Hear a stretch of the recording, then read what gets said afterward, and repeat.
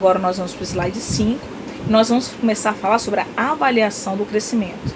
Então, a avaliação do crescimento, ela é feita em cima de alguns indicadores. Então, em cima desses indicadores, eu vou saber se essa criança está tendo ou não um bom crescimento. Professora, quais são esses indicadores?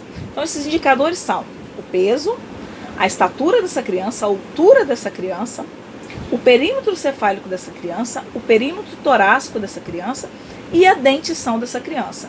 Então, em cima desses 5 indicadores, eu vou saber se essa criança está tendo um bom crescimento ou não. Entenderam? Então, a gente vai começar falando sobre o primeiro indicador, que é o peso. E vocês vão ver aí que tem um gráficozinho. Por que eu coloquei um gráficozinho? Porque é com esse gráficozinho que a gente vai trabalhar no nosso dia a dia. No nosso campo de trabalho, a gente trabalha com gráficos, né? A avaliação do crescimento da criança é feita através do quê? Da caderneta da criança. Essa caderneta da criança, eu até trouxe uma aqui de exemplo. Essa caderneta aqui é da minha filha. Então, essa caderneta, ela é dada lá na maternidade, né? Quando a criança nasce, tá? E é através dessa caderneta que o pediatra, geralmente, ele acompanha, né, o crescimento dessa criança. Então, essa caderneta, ela vem com algumas orientações, né, para as mães, direito dos pais, direito da criança, né, explicando o calendário vacinal, explicando sobre a amamentação, sobre a ordenha, e depois começam-se aqui os gráficos, né, dos indicadores do crescimento, peso, estatura da criança, né, e são com esses gráficos que a gente vai trabalhar no nosso dia a dia. Por isso eu coloquei esses gráficos aí, porque eu acho importante que vocês aprendam, né, a manusear esses gráficos que são, na verdade, as nossas ferramentas de trabalho do nosso dia a dia. Deixa eu até abrir aqui para vocês. No peso, tá? Abrir aqui, ó. No peso, tá? E aí, vocês vão ver aí que existe uma legendazinha em cima desse gráfico. Eu vou explicar para vocês como a gente lê esse gráficozinho que vocês estão vendo aí. Então, vocês estão vendo que cada curva dessa, né, cada linhazinha dessa, ela tem um nome. E o nome dela é score. Então, a gente tem o score mais 3, o score mais 2, o score 0, o score menos 2 e o score menos 3, tá bom? Então, o que eu quero que vocês entendam? Eu quero que vocês entendam o que cada um significa. Então, o score mais 3 e menos 3 são scores de limite, né? Score de extremos. O score mais 2 e menos 2, eles significam o quê? Eles delimitam o que é adequado. Então, qualquer peso que a criança apresente entre esses dois scores, score mais 2 e menos 2, quer dizer que essa criança ela está num peso adequado para aquela determinada idade, tá?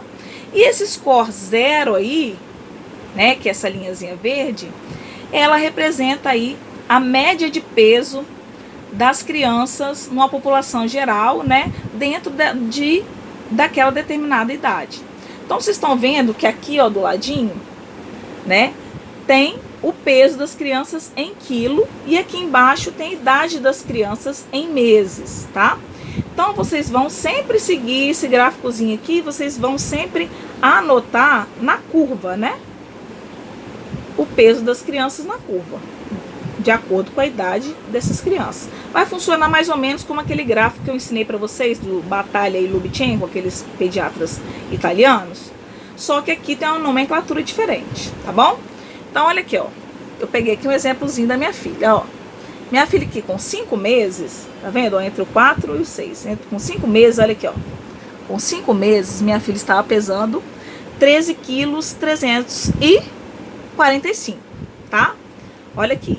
A minha filha, então, ela estava acima do peso adequado para a idade dela. Porque para ela ter um peso adequado para a idade dela, ela tinha que estar entre o score mais 2 e o score menos 2, tá?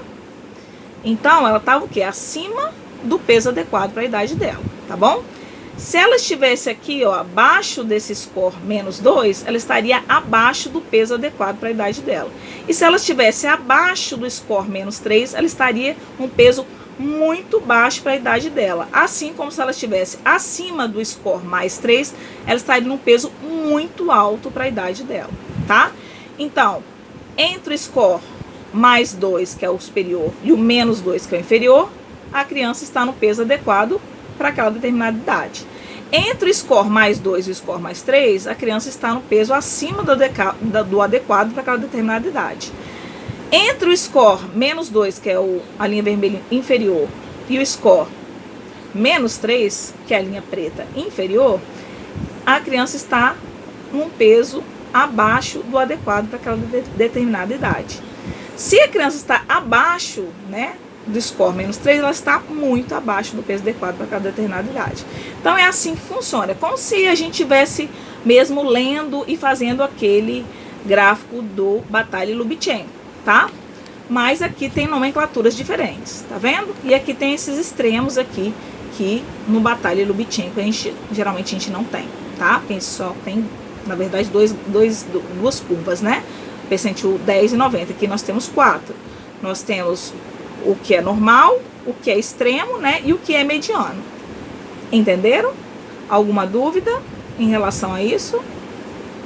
Então, só para vocês entenderem como é marcado. Ah, outra coisa que eu queria mostrar para vocês, tá vendo, ó, as marcações da minha filha, sempre a marcação é feita na curva.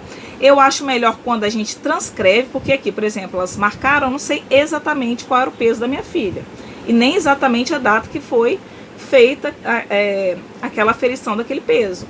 Eu sei mais ou menos porque eu sei, né, aqui que minha filha estava com 5 meses, mas eu não sei exatamente a data exata que ela foi pesada, e aqui essa profissional de saúde, que eu não sei quem foi, não sei se foi um agente de saúde, se foi pediatra, ela marcou aqui, ó, e transcreveu exatamente o peso da minha filha e a data que ela fez essa aferição do peso da minha filha, tá? Então, eu acho mais legal quando a gente faz dessa forma para a gente ser mais exato. Entenderam como funciona esse gráfico?